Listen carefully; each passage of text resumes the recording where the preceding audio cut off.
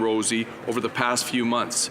But while thousands in my riding agonize over future job prospects, retraining supports, and their children's future, we see absolutely no sense of urgency from the Ministers of Industry, Finance, or even the Prime Minister himself. He didn't even bother to show up. Hardworking families in Oshawa and across our country desperately need immediate action on lower taxes, infrastructure, and immediate end to the unfair U.S. steel tariffs ravaging our industrial sector. Add in the uncertainty of a carbon tax and the future of Oshawa's port, you see why families are worried. Mr. Speaker, Canadian families need a government that works for them, not a protection racket in the PMO. It's time for conservative economic policies that will again make life more affordable for working families in Oshawa and across the country. The honourable member for Pontiac. Jean-Guy Whiteduck was elected chief of the Kitigan-Zibi Anishinabeg in 1976, and he led the community for 30 consecutive years until his resignation in 2006. He came back to lead this Algonquin community from 2015 until December 2018 when he resigned due to illness. Today, I'm paying tribute to Chief Whiteduck for his 40 years of public service so that this House of Commons might honour his career commitment to Kitigan-Zibi and the Algonquin Nation. He was devoted to Algonquin control over education, and now the KZ School has produced hundreds of graduates since 1980, children who became community leaders themselves. Chief Whiteduck staunchly supported the revival of the Algonquin language and culture, and he pursued the recognition of Indigenous rights and title everywhere on the Algonquin traditional territory on which this Parliament Hill sits in the heart of the Kitchissippi watershed. As Pontiac's MP, it's been an honor to work with Chief Whiteduck on the global settlement of Kitigan-Zibi's specific claims, and I trust we're going to have some good news to announce shortly. And even as he battles sickness, Chief Whiteduck's presence is felt because the Algonquin Nation runs in his blood. Miigwech Shogima Jean-Guy Whiteduck, Ki Neno, Wido Kazoyen, Undaje. The honourable member for Saskatoon West. Mr. Speaker, I'd like to thank all the wonderful constituents of Saskatoon West who participated in our recent citizen forum. Using a World Cafe method for our forum meant everyone's input was heard and honored, and together we decided on the most important recommendations for action.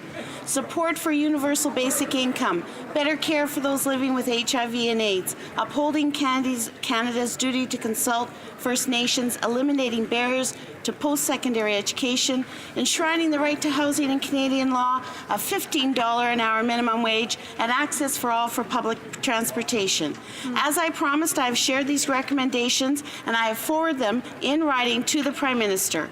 I'd like to share a wonderful quote from one of the forum participants, which I think sums up the spirit of our discussions. Politicians should take the long view and not be afraid to be idealistic. People need to hope. Thank you, Mr. Speaker.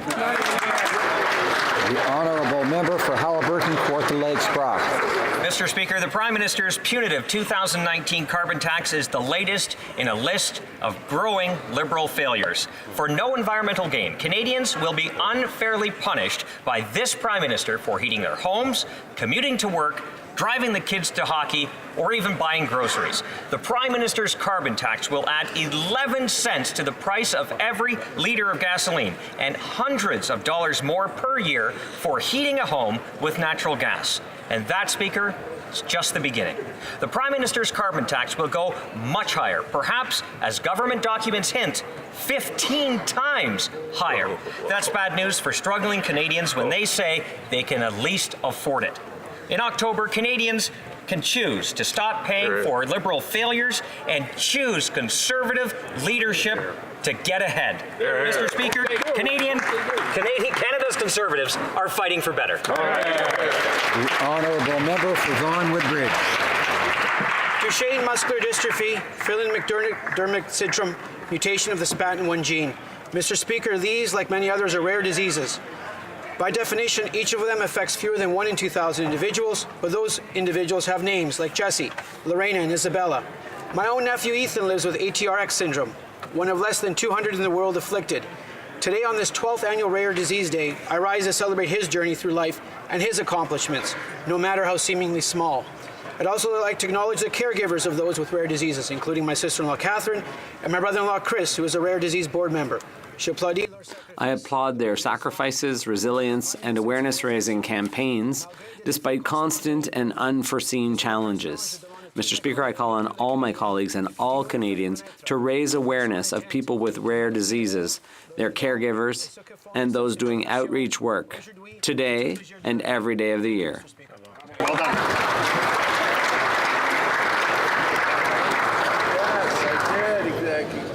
Questions orales. Oral questions. The Honourable Leader of the Opposition.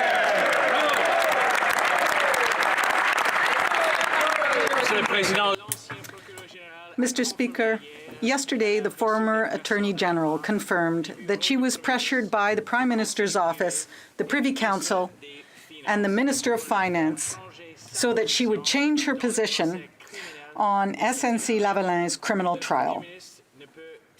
The Prime Minister simply cannot continue to govern now that Canadians know what he did. He must resign. When will he do so? The Honourable Government House Leader. Mr. Speaker, from the very beginning, the Prime Minister has said that he and his staff acted appropriately and professionally.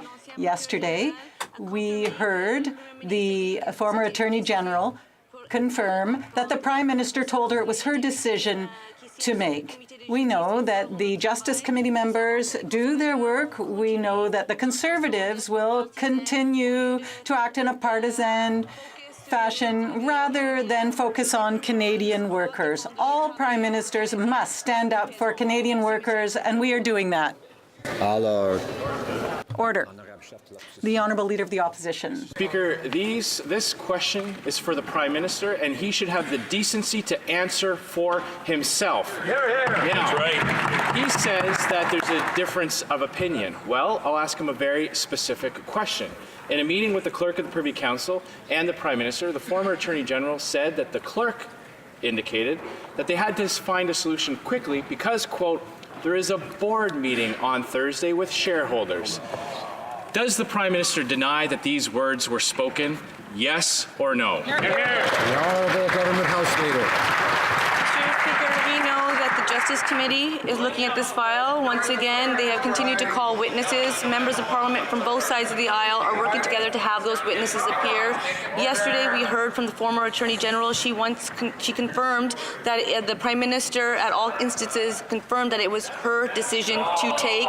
We know that committees are doing their work. Mr. Speaker, we also know that the Conflict of Interest and Ethics Commissioner is also looking at this file. We also know that there are 2 ongoing court cases, Mr. Speaker. We on this side respect the work of committees. We respect the work of officers of Parliament. We respect the independence of the judicial system. Thank you, Mr. Speaker. Order. I remind the Government Member for Calgary, Midnapore, and others that each side will have their turn, and the time to listen is when they don't have the floor, which is now. The Honourable Leader of the Opposition. Mr. Speaker, these questions are for the Prime Minister, and he should have the guts to stand and answer for himself. He stands accused of political interference in a criminal case, and in one of those meetings, the Clerk of the Privy Council told the former Attorney General that this wasn't about jobs, this was about a shareholder meeting that was happening next Thursday, and that there was an election in Quebec soon. So once again, to the Prime Minister, did he hear those words spoken, yes or no? Yes. The Honourable Government House Leader. Mr. Speaker, Canadians wanted to hear from the former Attorney General, and Mr. Speaker, Canadians got to hear from the former Attorney General. We on this side, we have confidence in the work that committees do. We know that members of Parliament from both sides sit on that committee. They have been able to have meetings. They are calling witnesses. Witnesses are appearing and answering those questions, Mr. Speaker. And it's important that witnesses be able to share their perspectives. We on this side, we respect that. And we on this side will fight for Canadian jobs. And perhaps if the Conservatives, rather than play partisan politics, focused on creating growth, they wouldn't have had the least growth since the worst growth since the Great Depression. Thank you, Mr. The Honourable Leader of the Opposition. Once again, Mr. Speaker, the Prime Minister shouldn't be hiding behind other members of his government. He should be answering for these questions himself. We did hear from the former Attorney General yesterday, Mr. Speaker, and now we want to hear from the Prime Minister, the man who stands accused of major political interference in a criminal case. Now, in one of the meetings between his staff and the former Attorney General, Matthew Bouchard said, quote, "We can have the best policy in the world, but we need to be re-elected." Does the Prime Minister deny that those words were spoken? Yes or no? The Honourable Government House Leader. Mr. Speaker, our government will always stand up for Canadian workers and the importance of the rule of law. Mr. Speaker, we have been clear since day one when it comes to the work of committees. This is the government under the leadership of this Prime Minister that increased resources to committees so that they could do their work, because they do very important work. The Conservatives will continue to undermine their work. The Conservatives are the party. Yes, they've chosen a new leader, but it's clear that it remains the party of Stephen Harper. They put out a rule book to undermine and destroy the work of committees. We on this side, Mr. Speaker, we will not do that. We will let the committee do their work. We will respect offices of Parliament as well. Order. I remind members that the rules of order continue to apply. The Honourable Leader of the Opposition. It is completely disgusting that the Prime Minister does not have the fortitude to answer these questions himself.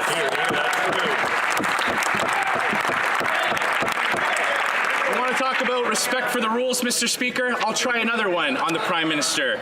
Gerald Butts, his principal secretary, said to the former Attorney General that, quote, "The statute was set up by Harper, but that he does not like the law. So when the Liberals don't like the law, they try to break the law." The only job that the Prime Minister was interested in protecting was his own. Does he deny that Gerald Butts said those words, yes or no? The Honourable Government House Leader.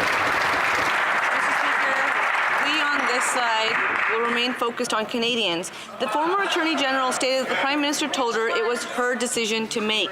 The former Attorney General stated that it was appropriate to discuss job impacts. In the end, the former Attorney General made the decision not to proceed. The law was followed every step of the way, and the former Attorney General confirmed that. The job of any Prime Minister is to stand up for Canadians and Canadian workers. Mr. Speaker, we on this side will keep investing in Canadians. We on this side will keep fighting for Canadian jobs, Mr. Speaker. That is what a government does. That is what a Prime Minister does. It's unfortunate that the Leader of the Opposition doesn't understand that. Order. The Honourable Member for Timmins James Bay.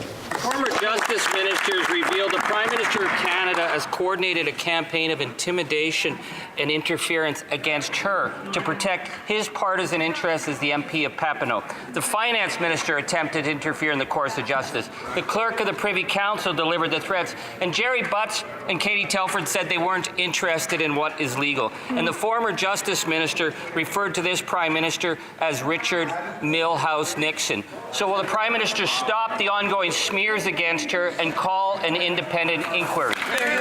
Honourable Government House Leader. Mr. Speaker, we know that the Justice Committee is looking at this file. We know that members from both sides of the aisle are working together to have witnesses appear. Witnesses are appearing and responding to questions. We also know that the Conflict of Interest and Ethics Commissioner is looking at this file. We on this side, we respect the work of officers of Parliament, and we think that the Commissioner should do their work. We also know on this side that it's the job of any Prime Minister to defend Canadian jobs. There was a time that the NDP used to fight for jobs and workers. Obviously, these days are gone. And Mr. Speaker, that member talks about providing advice. Where was his advice in December 2018 when he was making accusations? The Honourable Member for Timmins James Bay. Job one of this Prime Minister is to be more ethical than Richard Nixon. So let's talk about the threats. Like when Michael Warnick said, quote, "The Prime Minister is going to find a way to get this done, one way or the other. He's in that kind of mood, and I wanted you to be aware of that." And further, quote, "You don't want to be on a collision course with this Prime Minister." And I asked her if she felt threatened. She said she wasn't threatened once in that meeting. She was threatened 3 times. It is not the role of the Clerk of the Privy Council to act as the personal goon of the Prime Minister. At the very least, will they call on Michael Warnick to step down today? Honourable Government House Leader. Mr. Speaker, when members such as that member start mischaracterizing witness testimony, it actually takes away from the debate and the level of discourse in this place. We know that the former Attorney General stated that the Prime Minister told her it was her decision to make. We know that the former Attorney General stated that it was appropriate to discuss job impacts.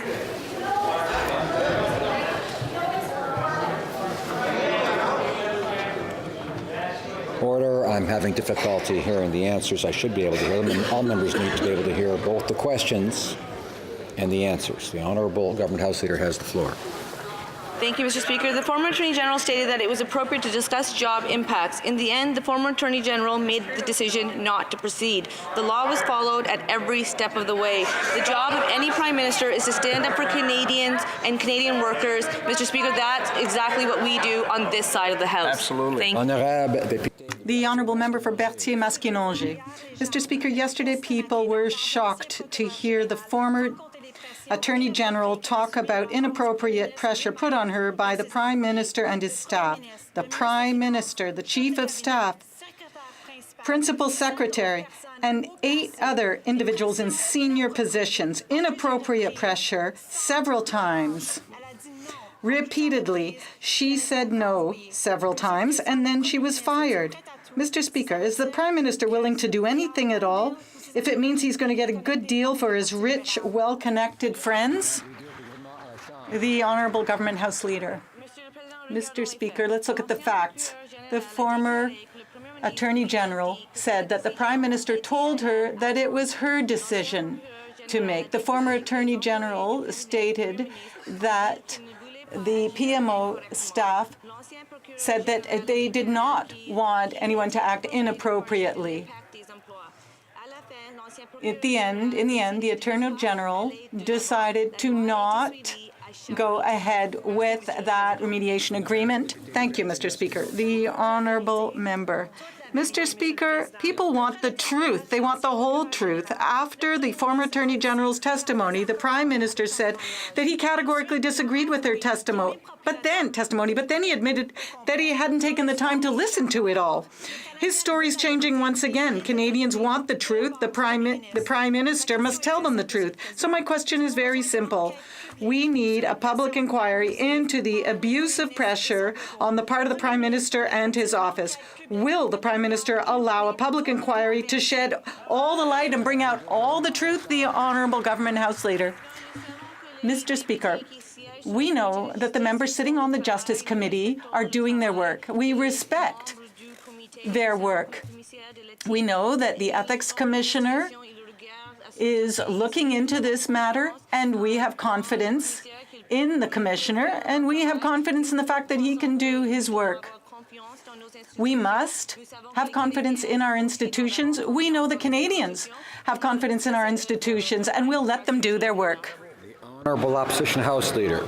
Yesterday, Mr. Speaker, Canadians were told by the former Attorney General that on September 17th, in relation to the SNC-Lavalin affair, the Prime Minister told her, and I quote, "There is an election in Quebec and I am an MP in Quebec, the member for Papineau." Does the Prime Minister deny saying this? The Honourable Government House Leader. Mr. Speaker, what we know is that the Justice Committee is actually doing their work. The Justice Committee is actually having witnesses appear and answering those questions. We also know that the former Attorney General confirmed that the Prime Minister told her it was her decision to make. We also know that the former Attorney General confirmed that it was appropriate to discuss job impacts. We also know that the former Attorney General made the decision not to proceed. We also know that the law was followed at every step. The job of any Prime Minister is to stand up for Canadians and Canadian workers. That's exactly what we do on this side of the House. Thank you, Mr. Speaker. Opposition House Leader. He doesn't deny it. Clearly, the former Attorney General is telling the truth. I have another question for the Prime Minister. Yesterday, the former Attorney General also testified that Mathieu Bouchard, a senior advisor in the Prime Minister's office, tried to pressure her in regards to the SNC-Lavalin deal by saying, and I quote, "We can have the best policy in the world, but we need to be re-elected," unquote. Again, does the Prime Minister deny that this was said? The Honourable Government House Leader. Best policy in the world. The Prime Minister will always stand up for Canadian workers and the importance of the rule of law, Mr. Speaker. And Prime Ministers should fight for Canadian jobs. Absolutely. We on this side, we respect the work of committees. We have confidence in our institutions, as all Canadians should. What's clear is that the Conservatives will continue their partisan ways. They will put politics ahead of Canadians. We will not do that in this side, Mr. Speaker. We are fighting for Canadians, and we see the results. We know that Canadians are better off today than they were under Stephen Harper's Conservatives. The Conservatives have chosen a new leader, but it remains Stephen Harper's party of austerity. Thank you, Mr. Speaker. Order. The honourable member for Charleroi-Saint-Charles. Well, Mr. Speaker, they're not challenging what was just said, so that must mean they're admitting it. Mr. Speaker, the former Attorney General said, and I quote, "Various officials also urged me to take partisan political considerations into account, which was clearly improper for me to do so." End of quote. So, does the Prime Minister challenge her testimony? The Honourable Government House Leader. Mr. Speaker, we know that the members sitting on the Justice Committee are doing their work. They called for witnesses. Witnesses came. They answered questions. We know that the Conservatives continue their doublespeak. They say one thing in French, but they say something else in English. But Canadians will have a choice to make between our plan to invest in communities and grow the economy and support middle-class jobs, and them, Stephen Harper's party, that wants to divide Canadians, has no plan for the economy or for jobs. Thank you, Mr. Speaker. The honourable member for Charlebourg-Saint-Charles.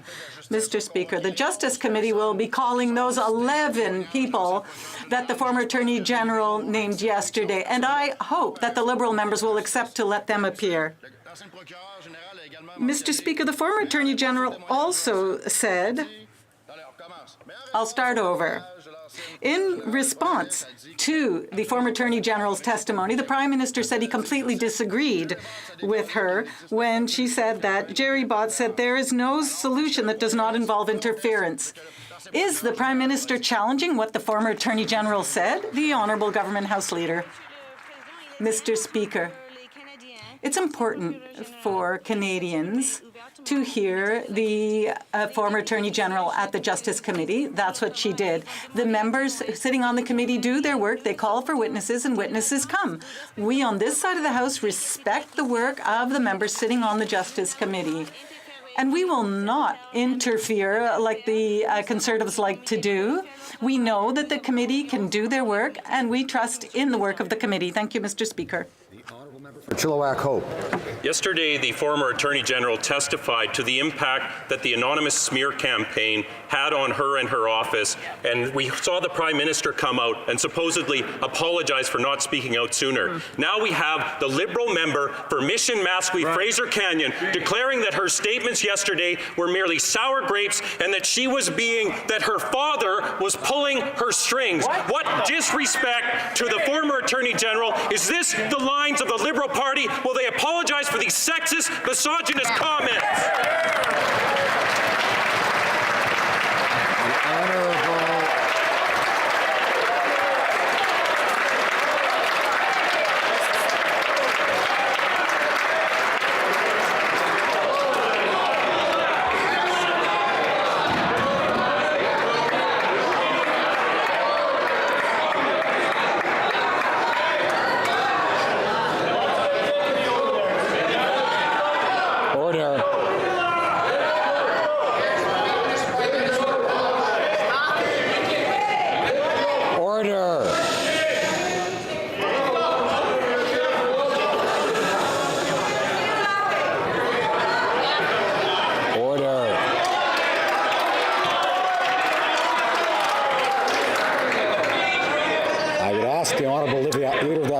And his colleagues to come to order.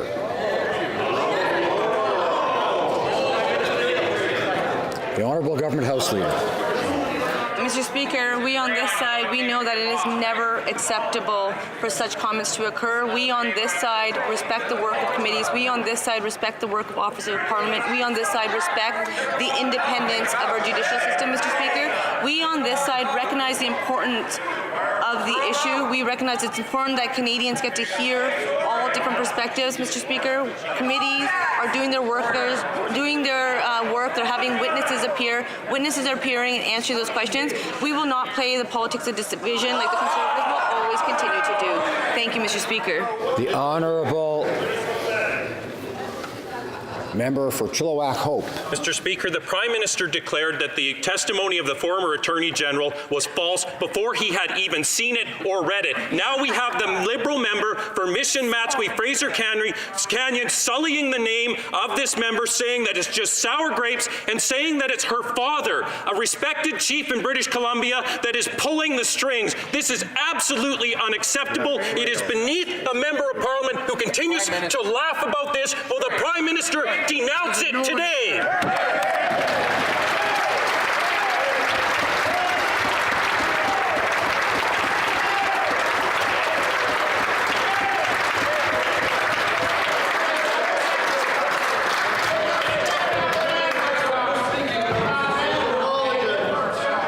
The Honourable Government House Leader. Order. Mr. Speaker, there is no place for misogyny or sexism. We know that's very much the case, Mr. Speaker, but I will remain focused on the issue. And I can assure that member that we will look into this matter. We take it very seriously. I take it very seriously. The Prime Minister takes it very seriously. When it comes to the matter before us, if we remain focused on the issue, we know that the former Attorney General was able to appear at committee.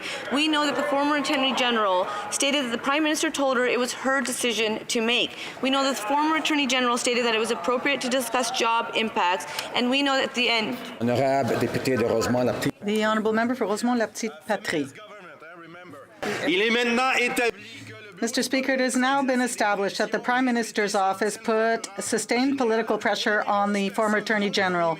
At least 11 individuals, including the Prime Minister, interfered at least 20 times. And why?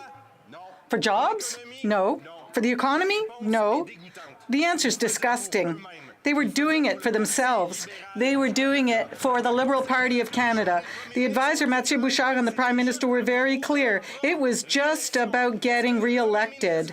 Will the Prime Minister put an end to his spin and admit that the only job he wants to save is the Honourable Government House Leader? Mr. Speaker, we on this side of the House have looked at the facts. Canadians will be able to make their own choice. The former Attorney General stated that the Prime Minister told her that it was her decision to make. The former Attorney General said that it was appropriate to discuss potential job impacts. And in the end, the former Attorney General decided not to proceed. The law was followed at each stage.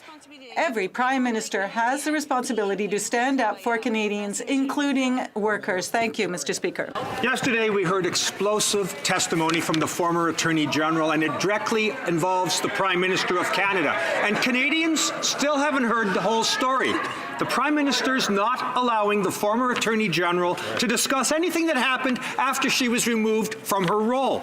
Yesterday, the Liberal majority on the Justice Committee voted no when I asked that she be able to tell us what happened after that date. Will the Prime Minister stop trying to save himself and remove the restrictions that he imposed on her so she can tell her entire story? The Honourable Government House Leader. Mr. Speaker, it's important that Canadians be able to hear from witnesses, including the former Attorney General, Mr. Speaker. Members that sit on the Justice Committee work together, members from both sides, to ensure that witnesses are appearing, and witnesses are appearing and answering questions. Yesterday we heard the former Attorney General confirm that the Prime Minister told her it was her decision to make. The former Attorney General stated it was appropriate to discuss job impacts. In the end, the former Attorney General made the decision not to proceed. The law was followed every step of the way. Thank you, Mr. Speaker. Honourable Member for St. Albert, Edmonton. Speaker, yesterday we heard disturbing testimony from the former Attorney General of a coordinated campaign directed by the Prime Minister to obstruct justice. The former Attorney General has stated that there are communications relevant to getting to the heart of the truth that she can't speak of because the Prime Minister is silencing her. Enough is enough. It's time for the Prime Minister to immediately lift all solicitor-client privilege and all cabinet confidentiality. Why won't he? The Honourable Parliamentary Secretary to the Minister of Justice. Mr. Speaker, it was extremely important for the former Attorney General to come to the committee and to share her views on this important issue. Waiver of cabinet confidences and solicitor-client waiver is an exceptional form of relief, and it was provided here because all Canadians needed to hear the former Attorney General speak to this important issue. We want to assure Canadians that they are getting the answers to the information they are seeking. It is important for Canadians to hear the diverse perspectives on this matter. Honourable Member for St. Albert, Edmonton. Mr. Speaker, the Prime Minister and top PMO officials repeatedly allowed political considerations to trump the rule of law. Gerald Butt said, quote, "There is no solution here if it doesn't involve some interference," unquote.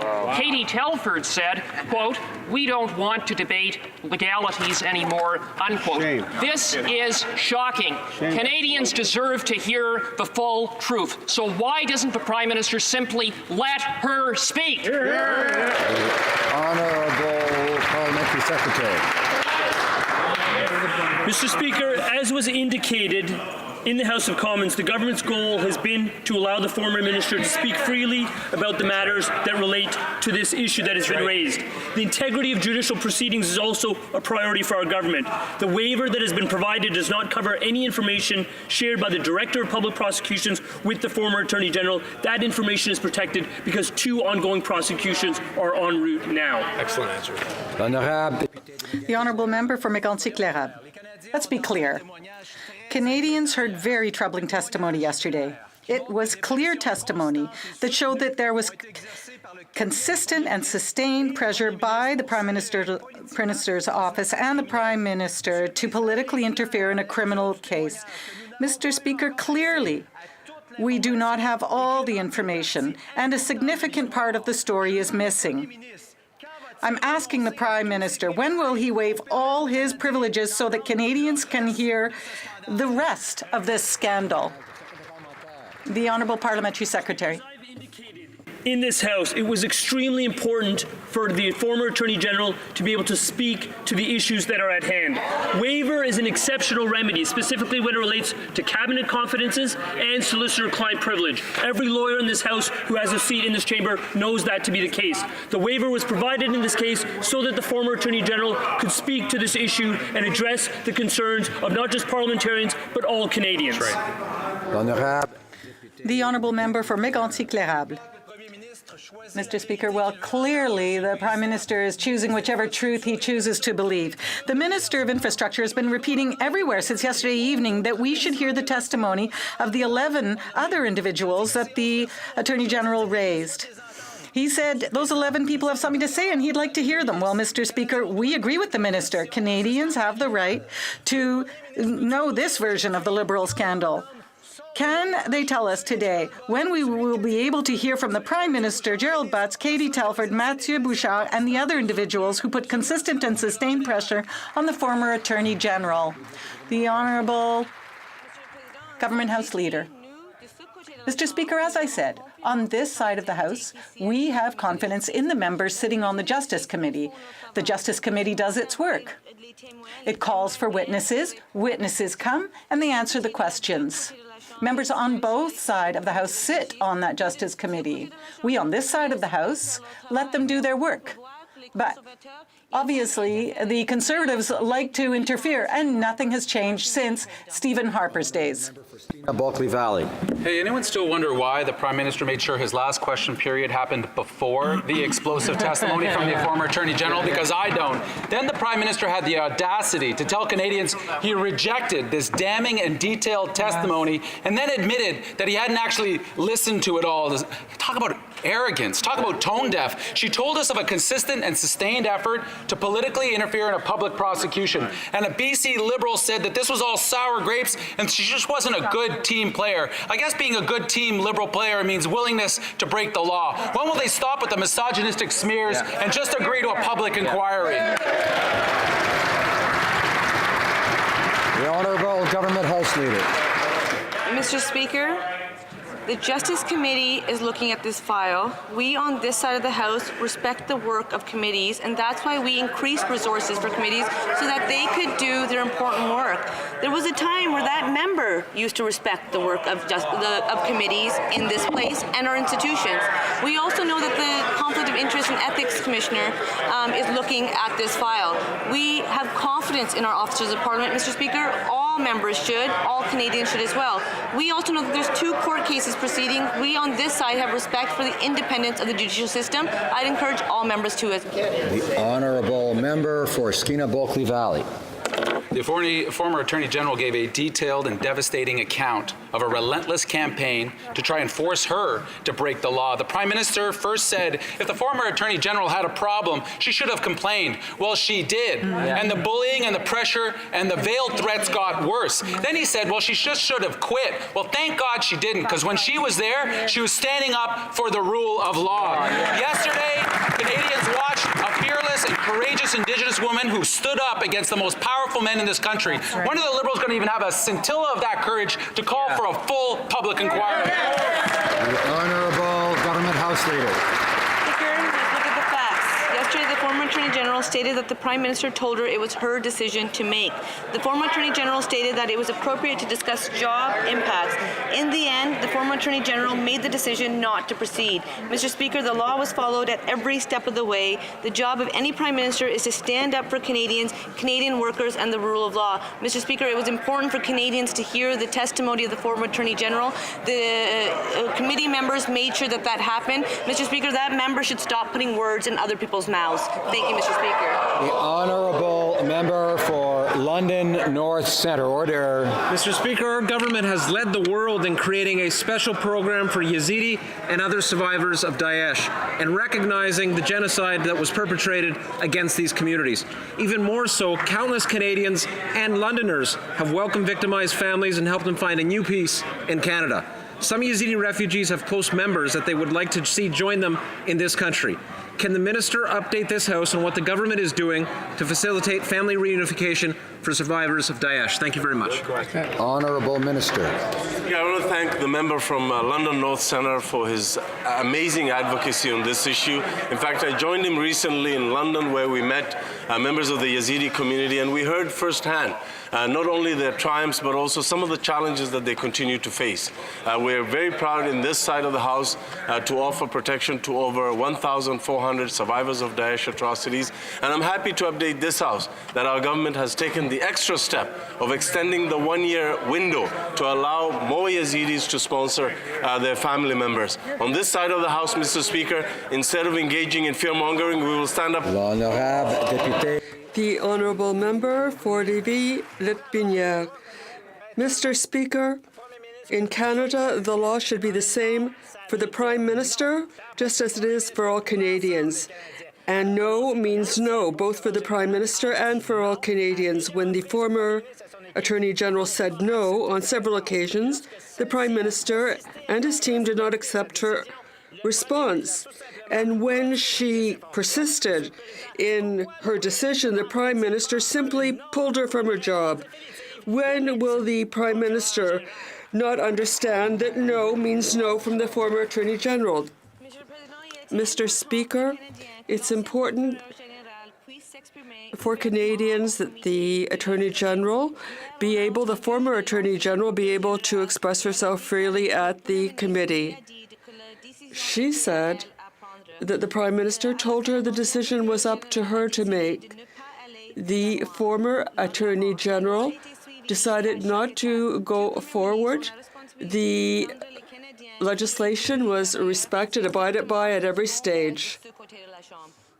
Thank you, Mr. Speaker. Granville, Thousand Islands, and Rideau Lakes. Mr. Speaker, we've heard a lot today from the members opposite about letting the Justice Committee do their work, but the Liberals on that Justice Committee said that it was a witch hunt. It's absolutely unacceptable.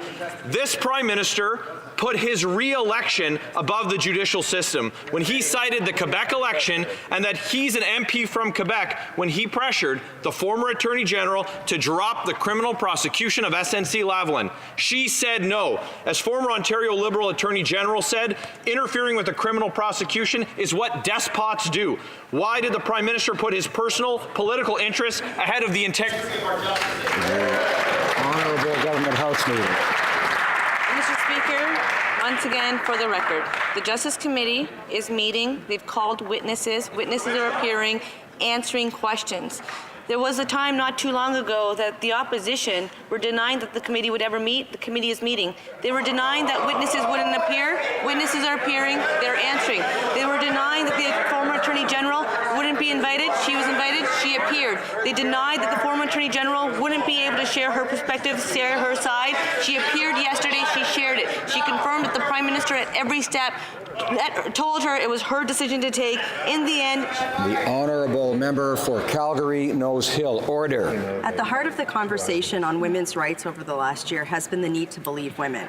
Yesterday, the former Attorney General, presented evidence, texts and emails that show a campaign by the Prime Minister to intimidate her into politically influencing the outcome of a criminal corruption investigation. But the Prime Minister is saying that we shouldn't believe her or her evidence. Why is the Prime Minister telling Canadians that we should believe all women except his accusers? The Honourable Government House Leader. Mr. Speaker, there's a clear difference between the way this Prime Minister and our government governs versus the approach of the previous government. We on this side respect the work of committees. We on this side respect the work of officers of Parliament. We on this side respect the independence of the judicial system. The Justice Committee members have asked for witnesses to appear. Witnesses are appearing, and they are providing answers. And it was important for Canadians that the former Attorney General be able to speak openly at the Justice Committee. The Prime Minister worked with the current Attorney General to ensure that solicitor-client privilege would be waived, as well as cabinet confidence. Order. The honourable member for Calgary Nose Hill. The Liberal lines on the mountain of evidence that were presented yesterday by the former Attorney General are, her dad is pulling her strings. Why didn't she say no more forcefully? Why didn't she report it sooner? She experienced it differently. You know, gaslighting a strong woman, especially one with a mountain of evidence at the behest of a fake feminist who through his actions uses women instead of supporting them, sets women back. Why aren't all women in that caucus and their so-called feminist allies calling for the Prime Minister's resignation?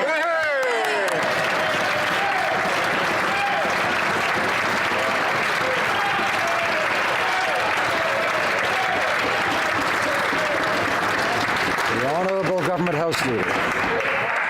Mr. Speaker, we on this side have confidence that the Justice Committee will have witnesses appear. Witnesses are appearing, they are answering questions. Mr. Speaker, we on this side have confidence that they will be able to do that work. We on this side also know that the Conflict of Interest and Ethics Commissioner is looking into this matter. We have confidence in our officers of Parliament. Mr. Speaker, we also know that there are 2 ongoing court cases. We on this side have respect and confidence in the independence of the judicial system. Thank you, Mr. Speaker. The honourable member for Essex. Well, Mr. Speaker, on that side, no one is standing up for women. While Canadians are fighting for their jobs, this Prime Minister has been busy pressuring the former Attorney General to break the law for his rich corporate friends. Imagine if the PMO put all those efforts into standing up for working people. Instead, he invested time and energy into pressuring the AG to change her mind to help his rich corporate friends. This is about the choices the Liberals make. They won't fight for GM auto workers, they won't fight for steel and aluminum jobs, and they failed Sears pensioners. Why won't the Liberals just admit it? The middle class and those working hard to join it just don't matter to them. The Honourable Government House Leader. Mr. Speaker, I would encourage that member to have more regard and respect for the former Attorney General's testimony yesterday. She confirmed that the Prime Minister told her it was her decision to make. The former Attorney General stated that it was appropriate to discuss job impacts. In the end, the former Attorney General made the decision not to proceed. The law was followed every step of the way, Mr. Speaker. The job of any Prime Minister is to stand up for Canadians and Canadian workers, and that's exactly what this Prime Minister did. We on this side have confidence in the work of committees. We know that witnesses will appear and answer. The Honourable Member for Jonquière. Mr. Speaker, for months now, small businesses and workers in Saguenay-Lac-Saint-Jean have been living with uncertainty because of the tariffs on aluminum. The entire region is waiting for the Prime Minister to act, but nothing's changing. It seems he's too busy putting pressure on the former Attorney General rather than putting the pressure on Trump. When friends of the party call the Prime Minister's there, but workers have no direct line to his office, the Prime Minister, can he simply admit that he's never been on the side of Saguenay-Lac-Saint-Jean, but he works for the friends of the party? The Honourable Minister. Mr. Speaker, these tariffs on steel and aluminum must be removed. This is the message we are sending to the United States. This message has been received. Congress people are asking for these tariffs to be lifted. This Monday, I raised this question directly with the Vice President of the United States, Mike Pence. For Carleton. When the former Attorney General resigned in protest of political interference, the Prime Minister said he was, quote, both surprised and disappointed by her decision to step down. She said nothing of that to me, he said. But yesterday we learned that she said in September, "Are you politically interfering with my role, my decision as the Attorney General? I would strongly advise against it." Why did the Prime Minister tell Canadians the opposite of the truth? Honourable Government House Leader. Mr. Speaker, the Prime Minister has been clear since the beginning that he and his staff always acted appropriately and professionally. Mr. Speaker, it was important for Canadians to be able to hear from the former Attorney General. Members on the Justice Committee have been working together, members from both sides, to have witnesses appear. Witnesses are appearing. They are answering those questions. Canadians are able to hear that testimony, and it's important that they do. Our government will always focus on jobs, growing the middle class, and strengthening our economy. There were, of course, discussions about the potential loss of 9,000 jobs in communities across the country, including possible impact on pensions. It is a job of... The Honourable Member for Carleton. Well, we now know that the only job the Prime Minister was interested in protecting was his own. That's right. Yesterday's testimony revealed that the Prime Minister looked Canadians in the eyes. And he said that the former Attorney General had never raised concerns about his political interference. We now learn that she did raise her concerns in September. If the Prime Minister does believe that her testimony under oath is false, will he show up to committee to refute it? The Honourable Government House Leader. Mr. Speaker, the Prime Minister in this House, as well as outside of this House, has said that it's important that Canadians be able to hear from witnesses, including the former Attorney General. The Prime Minister worked with the Attorney General, the current Attorney General, to ensure that solicitor-client privilege could be waived, as well as cabinet confidence. The former Attorney General yesterday in her testimony stated that the Prime Minister told her it was her decision to make. The former Attorney General stated that it was appropriate to discuss job impacts. In the end, the former Attorney General made the decision not to proceed. The law was followed every step of the way. Why can't that member accept that? Thank you. Honourable Member for Carleton. Peter. Well, it's clear that this Prime Minister would go to the moon to avoid answering questions on this issue. In fact, he has so far refused to summon the courage that yesterday the former Attorney General demonstrated when she came with copious notes, saved text messages, and other documentary evidence proving the veracity of her comments. She exposed a pattern of systematic political interference by the Prime Minister and a criminal prosecution. Will he show the same courage and show up and answer under oath? Honourable Government House Leader. Mr. Speaker, it was is important for Canadians to be able to hear from witnesses on this matter, including the former Attorney General. We know that the Justice Committee is doing their work. We on this side, we respect the work that committees do, and that's exactly why this government increased resources for them. We also know that the Commissioner, the Conflict of Interest and Ethics Commissioner, is looking into this matter. We on this side, we respect our officers of Parliament. We also know that there's 2 ongoing court cases. We on this side respect the independence of our judicial system. It's unfortunately not the case for the Conservatives. Thank you. I'd invite the member for Calgary Signal Hill not to interrupt when someone else has the floor. The Honourable Member for Brossard-Saint-Lambert. Mr. Speaker, whether it's satellite communication technology or the Canadarm, Canada contributes in a major way to space science and technology. When we invest in science, innovation and research, we promote economic growth, we create thousands of jobs, and we better understand our world. Can the Parliamentary Secretary to the Minister of Innovation, Science and Development address this? Thank you. The Honourable Parliamentary Secretary. Mr. Speaker, I thank the Honourable Member for her excellent question. This morning, the Prime Minister was at Saint-Hubert to announce an investment of more than $2 billion in the Canadian Space Program. This is part of our historic partnership, Gateway Partnership with NASA. They intend to return to the moon and prepare the way for a more in-depth exploration of Mars. This will provide our astronauts with new opportunities and our scientists with new cutting-edge technology. The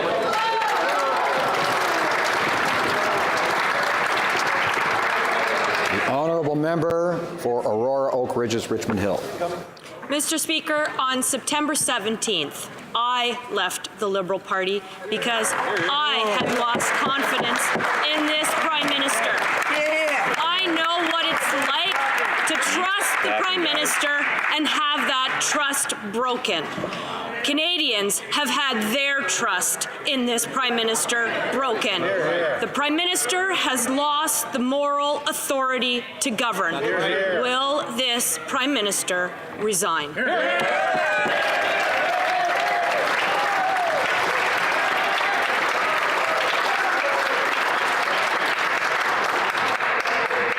The Honourable Government House Leader. Order. Mr. Speaker, I can tell you that I ran for the Liberal Party because this Prime Minister had a plan. He had a plan for the economy. He had a plan for kids.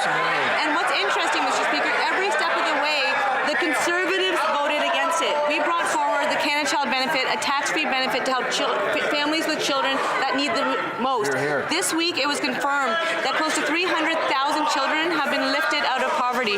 Over 800,000 Canadians are benefiting from this program. The Conservatives voted against it every single time. Over 800,000 jobs created by Canadians because of our investment. Conservatives? The member for Saskatoon West. Order. Mr. Speaker, on this day last year, every single Liberal member voted against my motion to create a national plan to end and prevent homelessness. This week they announced funding for urban Indigenous homelessness, but they have no idea where the money will go or when it will be spent. Instead of working on ending homelessness, the Prime Minister has been busy pressuring the former Attorney General to break the law for his corporate friends. When will he finally turn his attention to the real issues facing Canadians? Good question. The Honourable Parliamentary Secretary to the Minister of Social Development. Very proud to be part of a government that has invested $5.7 billion into the National Housing Strategy. That money arrived in our first budget, and we are now spending $40 billion over the next 10 years. Every one of those programs is eligible to be subscribed to by Indigenous groups across this country. In fact, the $13.2 billion co-investment fund is building real housing for real people led by Indigenous communities as we speak. But there's an additional program that we've announced on top of that, which is the program to try and build more Indigenous housing off reserve. That program is now financed and is delivering real housing for real people. I only wish the NDP were as effective at building housing as they are at screaming. Honourable Member for Coquitlam, Port Coquitlam. Mr. Speaker, over the past 2 weeks, I've heard from several constituents concerned about the outbreak of measles in Alberta and British Columbia. While measles was eliminated in Canada over 20 years ago, we know that outbreaks sometimes do occur. I would like to ask the Minister of Health, what is the most effective way to fight the measles? Honourable Parliamentary Secretary. Thank you, Mr. Speaker. I want to thank the member for Coquitlam, Port Coquitlam, for the question and his passion for the health of Canadians. Yes. The answer is simple. The best way to fight the measles is by getting the measles vaccination. Vaccines are one of the most powerful public health tools we have, and they're the reason the measles were eliminated in Canada. Our government knows this, which is why we've committed $25 million over 5 years to get more Canadians vaccinated. The evidence is clear. Vaccines are safe, effective, and save lives.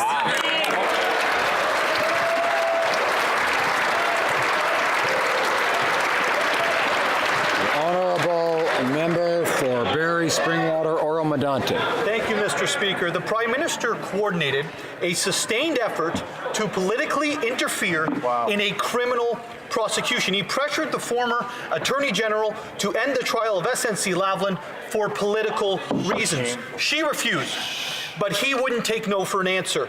As the clerk said to the former Attorney General, the Prime Minister was going to get it done one way or another.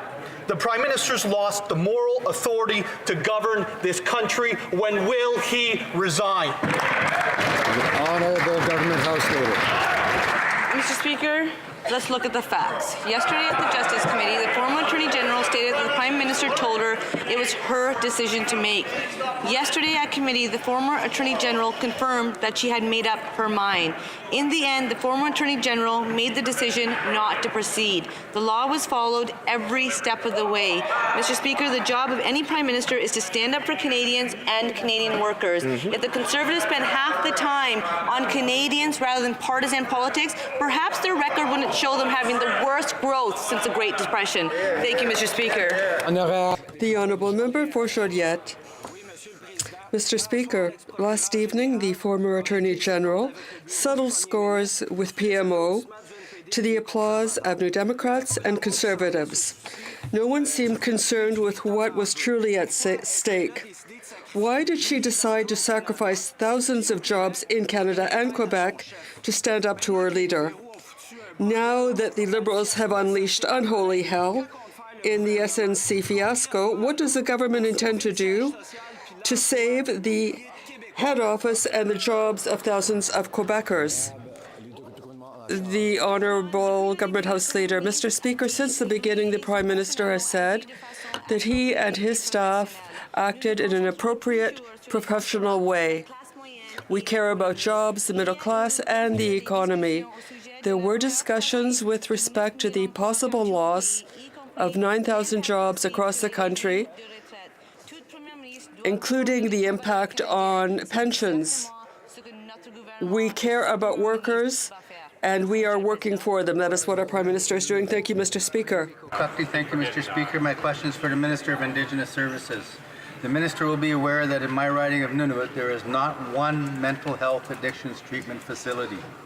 The need for such a facility has been well documented and is exemplified by the highest rates of suicide in the nation and alcohol and drug addiction. The Government of Nunavut has recognized this need and has identified it as a priority. The previous minister stated in the House that she had heard the call for a treatment center and look forward to moving forward with this work. Will the minister commit to funding this much-needed center? Thank you, Mr. Speaker. The Honourable Minister of Employment. Speaker, and my heart goes out to the member opposite. You know, in my previous work, I worked extensively with people who are Indigenous and who suffer from mental health and addictions every single day. And we need to do more. And that's why our government is working closely to close the gap between health services for Indigenous people and non-Indigenous people. To close that gap, we are investing in 52 new community-led mental wellness teams that are now serving over 344 communities. I will take the request from the member back to the new minister and make sure that he has an opportunity to meet with you at his first availability. Thank you. The Honourable Member for Saanich Gulf Islands. Thank you, Mr. Speaker. Advice from my heart to my friends in the Liberal Party. Do not dispute the truth of what our former Minister of Justice has said. Do not attempt to question or undermine or impugn her integrity. No one will believe them if they do. What they must do is tell the truth, let the chips fall where they may, starting with these 3 steps. Call for a public inquiry, release the former Minister of Justice from restrictions in her evidence, and fire the clerk of the Privy Council office.